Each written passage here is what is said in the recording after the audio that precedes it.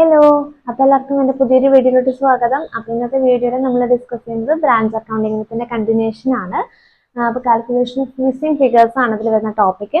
അപ്പോൾ നമുക്ക് വേഗം തന്നെ വീഡിയോയിലോട്ട് പോകാം.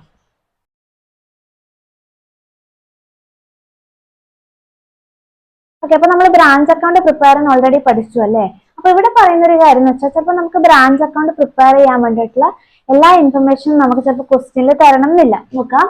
Sometimes some information for preparing branch account may not be given in the question. ചില സമയത്ത് ചില ഇൻഫർമേഷൻസ് നമുക്ക് ക്വസ്റ്റ്യനിൽ തരാതിരിക്കാം. Before preparing branch account, the missing information must be ascertained first. അതായത് ബ്രാഞ്ച് അക്കൗണ്ട് പ്രിപ്പയർ ചെയ്യുന്നതിന് മുന്നേ നമുക്ക് ആ മിസ്സിംഗ് ഫിഗർ നമുക്ക് കണ്ടുപിടിക്കേണ്ടതായിട്ടുണ്ട്. To ascertain any missing figure relating to stock, memorandum branch stock account may be prepared. Stock നമുക്ക് കൂടുതലും ക്വസ്റ്റ്യനിൽ സ്റ്റോക്കുമായി ബന്ധപ്പെട്ടതോ അല്ലെങ്കിൽ ഡെപ്റ്റേഴ്സുമായിട്ട് ബന്ധപ്പെട്ടതായിരിക്കും നമുക്ക് മിസ്സിംഗ് ആയിട്ട് തരുന്നത്.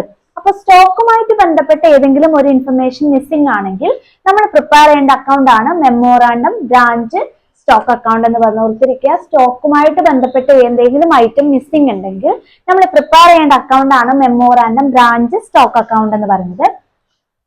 Similarly, any missing figure relating to ഡെപ്റ്റേഴ്സുമായിട്ട് ബന്ധപ്പെട്ട് ഏതെങ്കിലും ഫിഗർ മിസ്സിംഗ് ആണെങ്കിൽ നമ്മൾ പ്രിപ്പയർ ചെയ്യേണ്ടത് മെമ്മോറാണ്ടം ബ്രാഞ്ച് ഡെപ്റ്റേഴ്സ് അക്കൗണ്ട് ആണ്.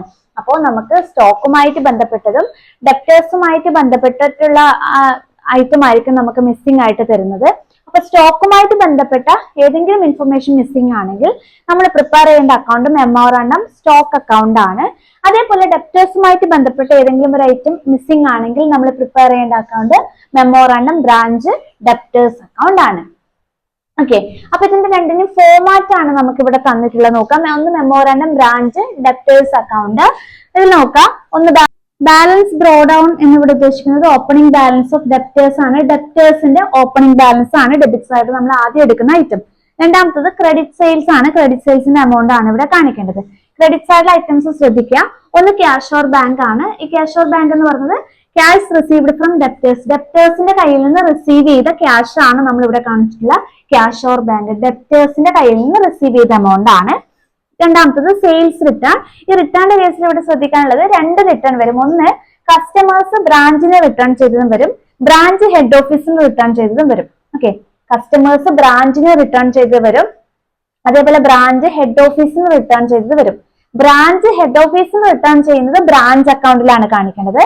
കസ്റ്റമേഴ്സ് അല്ലെങ്കിൽ ഡെപ്റ്റേഴ്സ് ബ്രാഞ്ചിന് റിട്ടേൺ ചെയ്യുന്നതാണ് ഇവിടുത്തെ സെയിൽസ് റിട്ടേൺ. അത് നമ്മൾ ബ്രാഞ്ച് ഡെപ്റ്റേഴ്സ് അക്കൗണ്ടിലാണ് കാണിക്കേണ്ടത്. കസ്റ്റമേഴ്സ് അല്ലെങ്കിൽ ഡെപ്റ്റേഴ്സ് ബ്രാഞ്ചിന് റിട്ടേൺ ചെയ്യുന്നതാണ് ബ്രാഞ്ച് ഡെപ്റ്റേഴ്സ് അക്കൗണ്ടിലെ സെയിൽസ് റിട്ടേൺ എന്ന് പറയുന്നത്.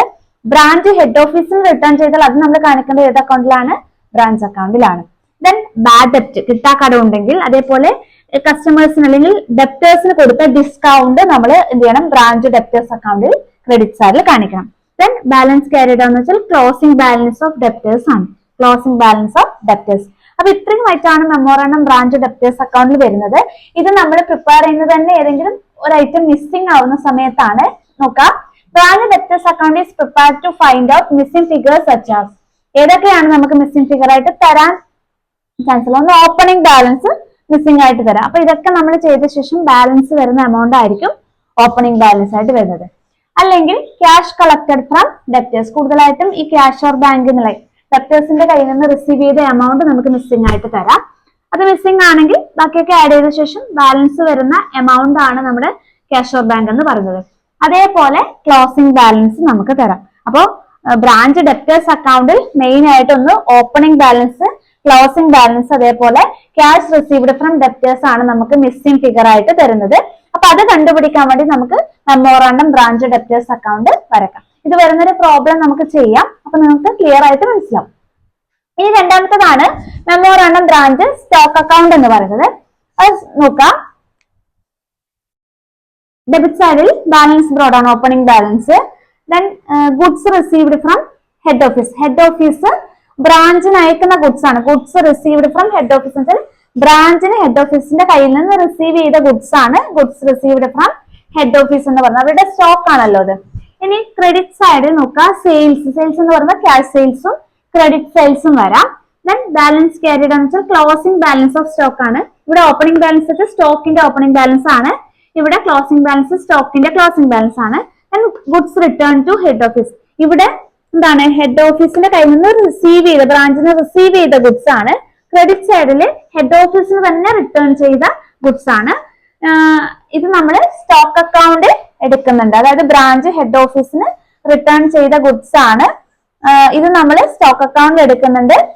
ഓക്കെ, നമ്മൾ ഇവിടെ എടുത്ത റിട്ടേൺ ഏതാണ്? കസ്റ്റമേഴ്സ് അല്ലെങ്കിൽ ഡെപ്റ്റേഴ്സ് ബ്രാഞ്ചിന് റിട്ടേൺ ചെയ്തതാണ്. ഇത് നമ്മൾ എന്താണ്, നമ്മുടെ ബ്രാഞ്ച് ഹെഡ് ഓഫീസിന് റിട്ടേൺ ചെയ്തതാണ് ഇവിടെ എടുത്തത്. ഇനി നോക്കാം, memorandum branch stock account is prepared to find out the missing figures such as opening stock. ഒന്ന് നമുക്ക് ഓപ്പണിംഗ് സ്റ്റോക്ക് മിസ്സിംഗ് ആയിട്ട് തരാം, ക്യാഷ് സെയിൽസ് മിസ്സിംഗ് ആയിട്ട് തരാം, ക്രെഡിറ്റ് സെയിൽസ് മിസ്സിംഗ് ആയിട്ട് തരാം, or goods received from head office or closing stock. Goods received from head office missing ആയിട്ട് തരാം, അല്ലെങ്കിൽ ക്ലോസിംഗ് സ്റ്റോക്ക് മിസ്സിംഗ് ആയിട്ട് തരാം. അതായത് മെമ്മോറാണ്ടം ബ്രാഞ്ച് സ്റ്റോക്ക് അക്കൗണ്ടിൽ ഓപ്പണിംഗ് ബാലൻസ് മിസ്സിംഗ് ആയിട്ട് തരാം, ക്യാഷ് സെയിൽസോ ക്രെഡിറ്റ് സെയിൽസോ മിസ്സിംഗ് ആയിട്ട് തരാം, goods received from head office missing ആയിട്ട് തരാം, ക്ലോസിംഗ് ബാലൻസ് മിസ്സിംഗ് ആയിട്ട് തരാം, closing balance of stock missing ആയിട്ട് തരാം. ഈ മിസ്സിംഗ് ഫിഗേഴ്സ് കണ്ടുപിടിക്കാനാണ് നമ്മൾ ഈ രണ്ട് അക്കൗണ്ടും പ്രിപ്പയർ ചെയ്യുന്നത്. അതിൽ തന്നെ ഡെപ്റ്റേഴ്സുമായിട്ട് ബന്ധപ്പെട്ട കാര്യം കണ്ടുപിടിക്കാൻ വേണ്ടി നമ്മൾ വരക്കുന്ന അക്കൗണ്ട് മെമ്മോറാണ്ടം ബ്രാഞ്ച് ഡെപ്റ്റേഴ്സ് അക്കൗണ്ടും, സ്റ്റോക്കുമായിട്ട് ബന്ധപ്പെട്ട കാര്യങ്ങൾ കണ്ടുപിടിക്കാൻ വേണ്ടി നമ്മൾ വരക്കുന്ന അക്കൗണ്ട് മെമ്മോറാണ്ടം ബ്രാഞ്ച് സ്റ്റോക്ക് അക്കൗണ്ടും ആണ്. നമുക്ക് ഇതുമായിട്ട് ബന്ധപ്പെട്ട പ്രോബ്ലം നമുക്ക് ചെയ്തു നോക്കാം.